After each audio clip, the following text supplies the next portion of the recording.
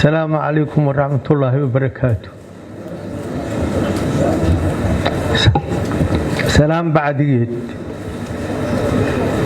أنا warkaygu ma badnaa doono wax aan soo qabtay ma aqaan ma ii miisaan sanduuqa dhaladahan ka arki doonaa waxaan qaban doonana ma ogi qaayiban ka ayagana waxa Ilaahay ugu aadiyo ayay noqon doonaan taasna meeshaas u gudbay waxaan idin ku codsanaa sanadka dhaqalka saraahan ahay haddaan u qalmana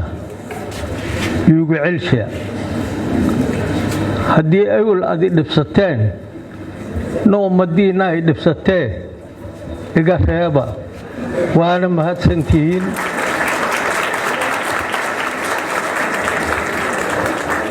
waxaan u mahad celihaa madaxweynaha Hirshabeelle Ali Cabdullaahi Xuseen Sheekh Axmed ayaan u mahad celihaa iyo madaxweyne ku-xigeenka dowladda Hirshabeelle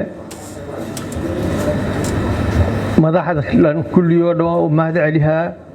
السلام عليكم ورحمة الله وبركاته.